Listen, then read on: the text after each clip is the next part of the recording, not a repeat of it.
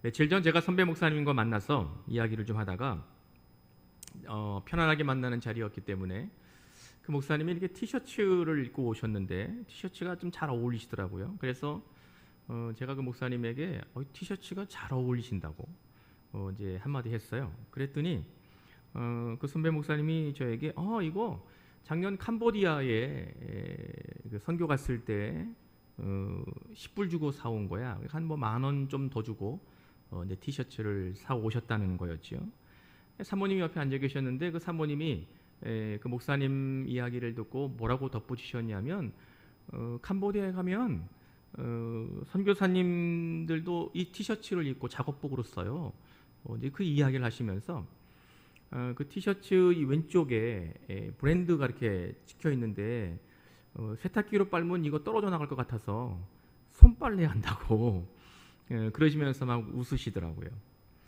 그 선배 목사님이 입고 계셨던 그 티셔츠의 그 브랜드는 명품까지는 아니어도 국내에서 어쨌든 매장에 가서 살려면 일반 이렇게 시장에서 사는 것보다는 좀 비싸게 줘야 되는 그러한 이제 티셔츠였던 거죠. 그래서 이게 이제 뭐라고 할까, 이렇게 세탁기로 막 돌리면 이게 캄보디아에서 사갖고 온 거기 때문에 제가 뭐 국가를 이렇게 좀 차별하고 뭐 그런 건 아니지만 떨어져 나갈 것 같아가지고 손빨래 이렇게 조심해서 한다, 뭐 이런 이야기를 하신 겁니다.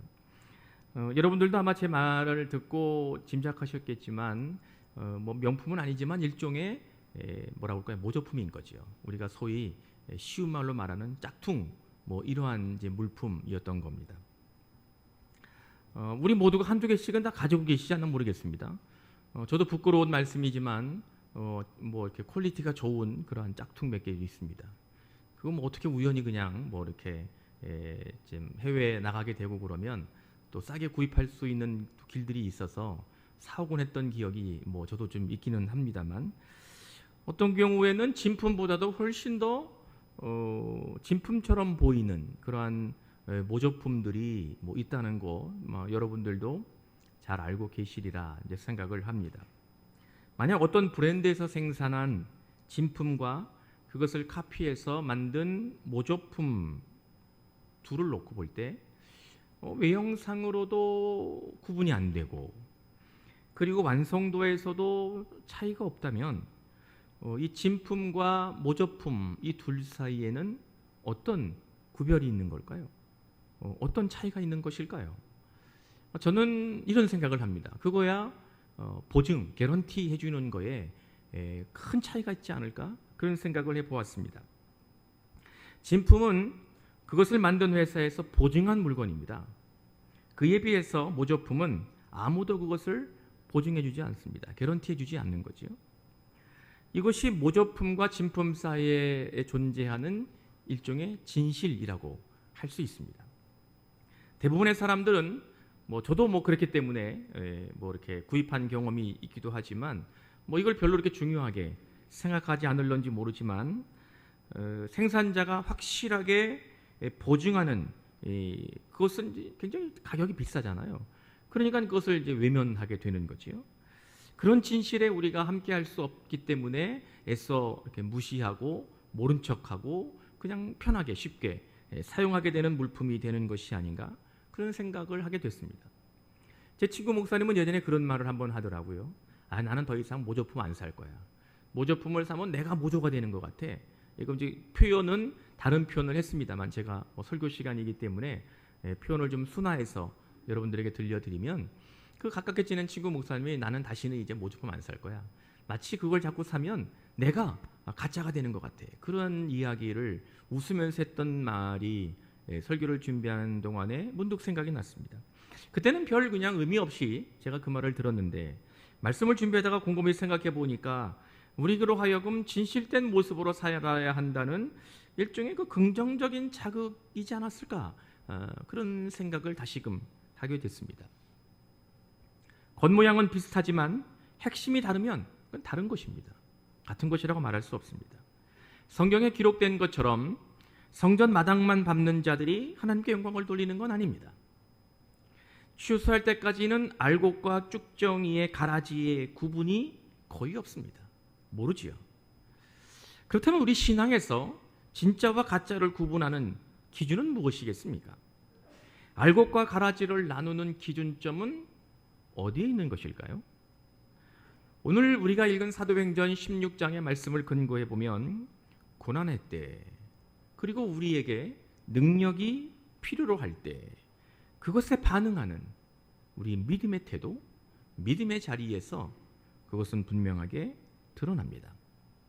보다 정확하게 말씀을 드리면 오늘 성령께서 함께 하셨던 말씀을 우리가 함께 읽은 것을 우리가 비롯해 보면 우리 안에 여러분들의 삶에 성령이 계시는가, 거기에 달려있다고 말할 수 있습니다.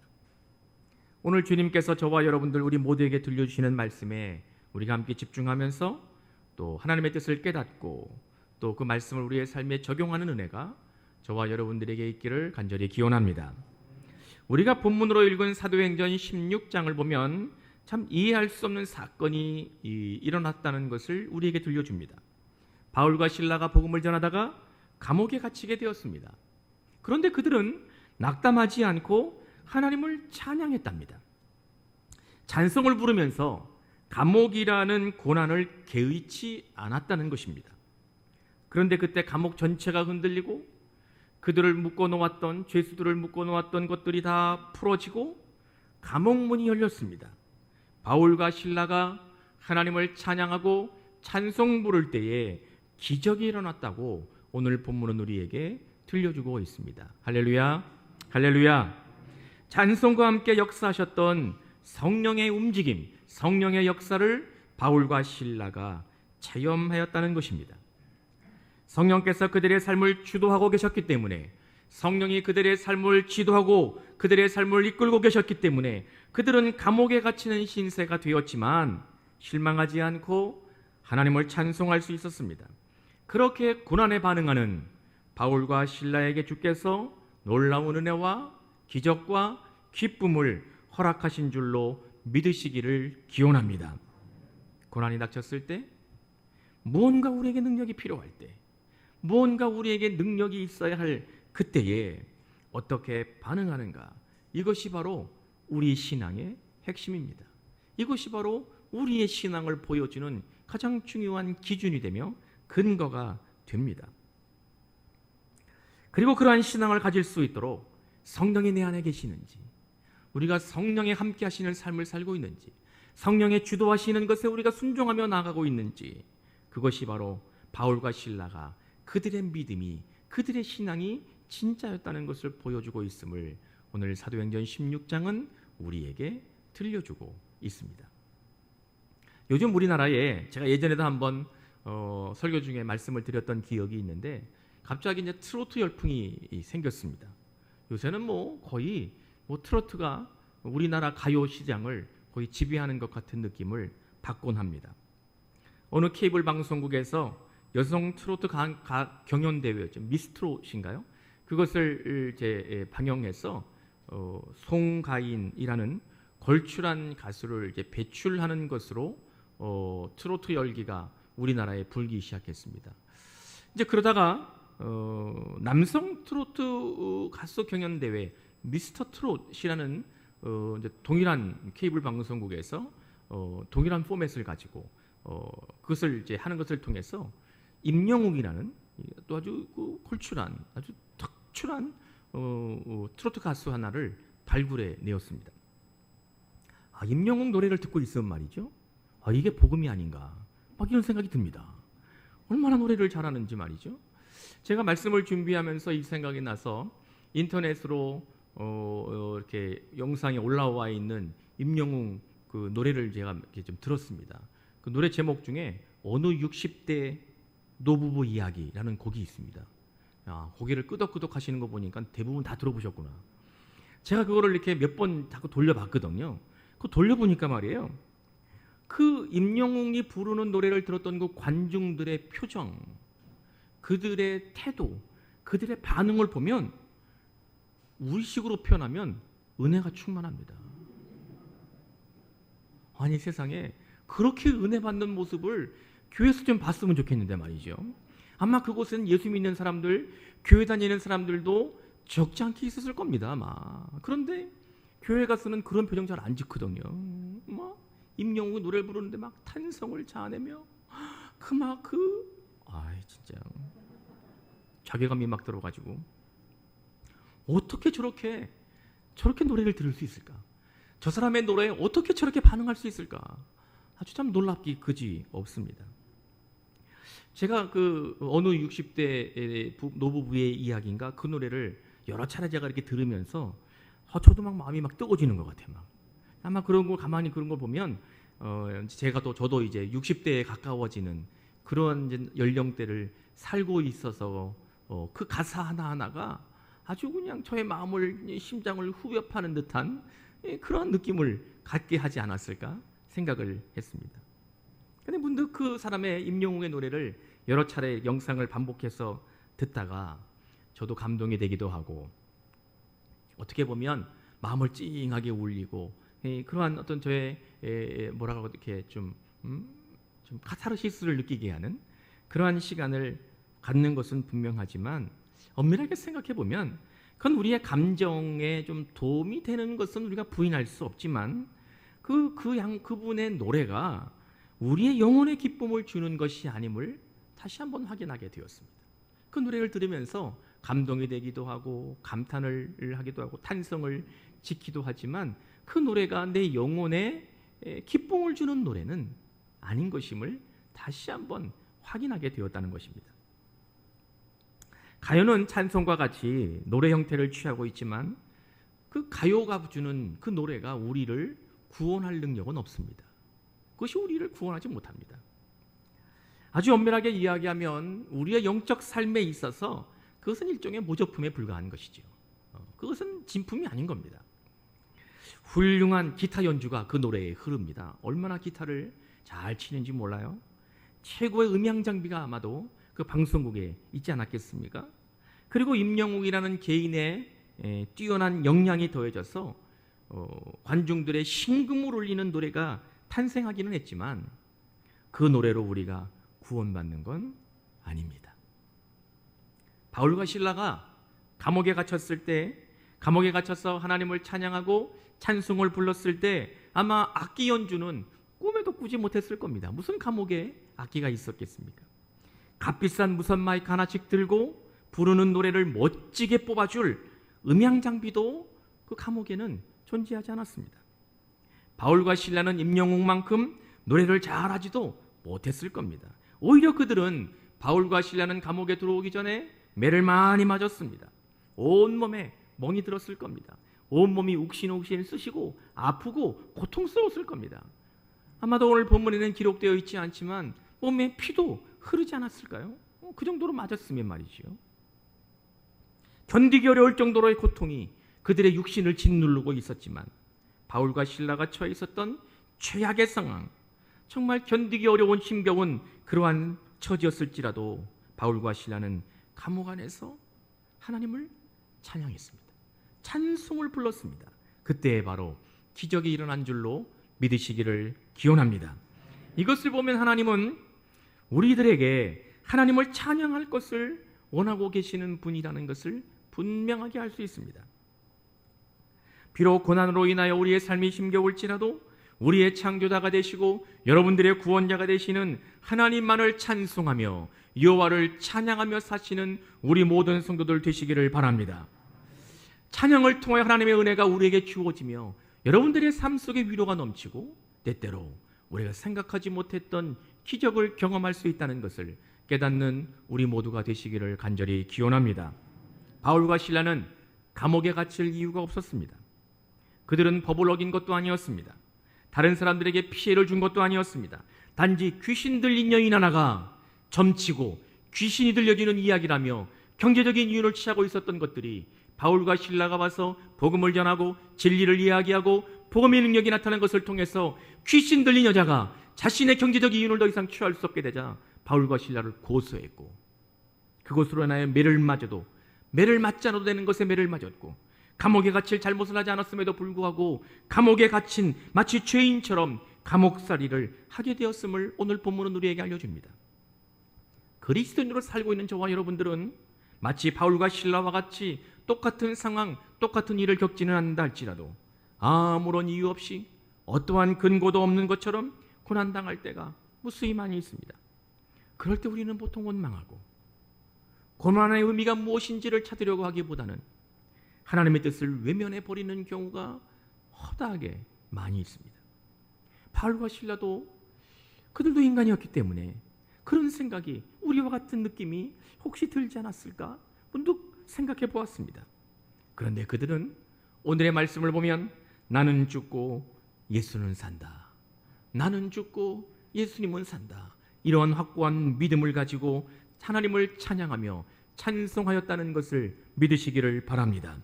이런 의미에서 복음 전도자로서의 삶을 살았던 바울의 삶은 열심이었다기보다는, 물론 그가 열심이긴 했지만 열심이었다기보다는 예수님께 순종하는 삶을 살았던 사도가 아니었을까 생각을 하게 됩니다. 바울은 조금 전에 말씀을 드렸던 것처럼 언제나 나는 죽는다고 고백하는 사도였습니다. 나는 죽고 나는 없고 오직 예수님만 산다고 고백하였던 사도였기 때문입니다. 곰곰이 생각해 보면 어떻게 보면 우리 안에 나타나는 열심은 자칫하면 자신의 의의를 드러내는 교만으로 나타나는 그러한 위험을 갖고 있지만, 순종은 항상 예수님만 드러내고 나는 죽고 예수님만 산다는 것을 분명하게 보여주는 믿음의 열매라는 것을 깨달기를 간절히 기원합니다. 고난 속에서 찬송하는 바울과 실라를 통해서 역사하시는 그런 성령의 그 궁극적인 은혜로 말미암아 그 감옥을 지키는 간수와 그의 가족들은 구원으로 인도받게 되었습니다. 할렐루야, 할렐루야. 힘겹다는 이유로 불평과 원망할 수 있는 시간에 오히려 바울과 실라는 하나님을 찬송했고 그들의 믿음을 통하여 생각조차 하지 못했던 간수와 그의 가족들이 세례를 받고 구원의 반열로 이끌어 나가는 능력이 되어 나타났다는 것을 오늘 본문은 우리에게 분명하게 들려주고 있습니다. 바울과 실라가 고난 중에서 불렀던 찬송으로 인해서 많은 사람들은 기쁨을 누렸습니다. 그 속에 임재하시는 성령께서 간수와 그의 가족들은 내가 하나님의 자녀가 되고 세례받아 구원의 은혜를 누릴 것이라고는 꿈에도 생각하지 못했지만 그들의 삶을 하나님의 자녀로가 되도록 인도하였고 기쁘게 찬양하며 감사의 삶을 살게 하시는 하나님의 자녀로 이끌어갔다는 것을 말씀을 통해서 우리는 도전받고 깨달아야 될 줄로 믿습니다. 이것이 바로 어떠한 순간에도 하나님을 신뢰하며 찬송하는 자들을 통하여 이 땅을 치유하시고 이 땅을 회복시키시며 하나님의 능력이 우리의 삶 속에 분명하게 드러나게 하시는 전능하신 여호와 하나님의 일하심의 모습이라는 것을 믿으시기를 바랍니다. 오늘은 맥주감사 주일입니다. 하나님께서 1년에 2번 감사 제사로 드리라고 명령하셨던 절기들 중에 하나가 맥주감사 주일입니다. 이스라엘 백성들이 하나님의 말씀에 따라서 반드시 지켜야 되는 3가지의 절기가 있습니다. 하나는 맥주절, 유월절, 그리고 추수절, 수장절, 초막절이라고 다르게 부르기도 합니다. 맥주절은 77절이라고 부르기도 하고 좀 표현에 좀 여러 가지 표현이 있긴 합니다만 맥주절과 유월절과 추수절이 하나님이 반드시 1년에 3번, 1년에 3가지를 지켜야 된다고 말씀하시는 절기지요. 그런데 유월절, 맥주절, 수장절 중에 2개의 절기가 감사와 관련이 있습니다. 맥주절과 감사절이죠. 추수감사절입니다. 맥주절은 보리 수확을 끝난 뒤에 하나님께 감사 예배를 드리는 것이 맥주절입니다. 또 1년의 추수를 끝내고 초막을 짓고 그래서 초막절이라고 부르기도 하고 수장절이라고 부르기도 하는 1년의 추수를 끝내고 하나님께 예배를 올리는 것, 제사하는 것이 추수절, 추수감사주일입니다. 그런데 이 맥주절과 추수절, 이 수장절, 초막절은 고난과 연관되어 있다는 것을 깨닫게 됩니다. 이스라엘 백성들이 그들의 삶의 고난을 바탕으로 하나님께 늘 감사하는 삶을 살기를 바랬던 하나님의 뜻이 이 맥주절과 이 추수감사절에 담겨져 있다는 것입니다. 맥주절은 이스라엘 백성들이 애굽을 떠나서 하나님이 약속하셨던 젖과 꿀이 흐르는 가나안 땅으로 출발하는 바로 그 전에 일어났던 유월절, 그 절기를 기념으로 해서 7주가 지난 뒤에 보리 수확을 얻은 것을 가지고 하나님께 감사하는 절기가 맥주절입니다. 그러니까 이게 77절이라고 부르기도 하고 또 오순절 약속했던 것과 같이 연관되어 있는 절기도 하기도 합니다만 6월절은 그들의 고난을 기억하는 날입니다. 하나님의 은혜가 그들 가운데 임했다는 것을 기억하는 날입니다. 7주가 지난 뒤에 7주가 지난 것은 맥주, 보리를 수확할 수 있는 그러한 시간적 여유가 있는 것이기 때문에 그것을 가지고 고난의 의미를 기억하고 그 고난 가운데 하나님이 함께 하셨다는 것을 감사하는 절기로 지키는 것이 맥주절이었습니다. 수장절, 초막절, 우리가 말하는 이 추수감사절기는 초막절이라는 말을 통해서 광야에 40년 동안 그들은 텐트를 지고 살았습니다. 초막을 짓고 살았다는 겁니다. 그렇기 때문에 맥주감사주일은 40년간 우리의 선조들이 고난의 삶을 살았던 것을 잊지 않고 광야의 삶에서 텐트를 짓고 초막을 지었다가 허물고 지었다가 다시 짓고 그렇게 고난의 삶을 살았던 것을 잊지 않고 1년의 추수를 감사하며 추수한 것을 가지고 그 고난 가운데서 함께 하셨던 하나님의 은혜를 기쁨으로 하나님께 올려드리는 절기가 바로 추수감사 주일이라는 겁니다. 맥주절과 추수절은 고난과 관계가 있습니다. 이러고 보면 하나님께 드리는 감사는 좋을 때만, 기쁠 때만, 여유가 있을 때만 하는 것이 아님을 분명하게 성경은 우리에게 들려주고 있음을 깨달아야 될 줄로 믿습니다. 원래 감사절은 비록 우리의 삶이 고난 가운데 있을지라도 하나님께 순종했던 믿음의 선조를 기억하며 그들과 함께 하셨던 하나님이 오늘 우리 안에도 머무르셔서 저와 여러분들의 삶을 하나님의 뜻대로 이끌어 가시며 우리 가운데 은혜와 평강과 기적과 복을 허락하실 것임을 믿음으로 고백하는 절기라는 것을 깨달아야 될 줄로 믿습니다. 사도 바울이 감옥에서도 하나님을 찬송하며 그에게 닥친 고난을 이기면서 구원의 은혜를 누릴 수 있도록 쓰임받았던 것처럼 우리 사랑하는 성광의 모든 성도들 한 분 한 분도 언제나 하나님께 감사의 찬송을 부르실 수 있기를 바랍니다. 감사의 삶을 통해서 주께서 주시는 그 신뢰를 우리의 삶의 자리에서 날마다 경험하며 마치 우리의 삶이 감옥과 같은 캄캄하고 다 막힌 것 같고 꼼짝달싹할 수 없을 것 같은 매어있는 삶 속에 우리가 살고 있는 것 같은 이 현실에서도 우리가 하나님을 찬송하고 여호와를 감사할 때 우리의 묶인 것들을 풀어주시고 할렐루야 우리의 문을 여시며 여러분들의 삶을 기적과 같이 이끌어 가시는 하나님의 은혜가 우리 모든 성도들의 삶에 풍성하게 임할 수 있기를 주님의 이름으로 간절히 축원합니다. 축복합니다.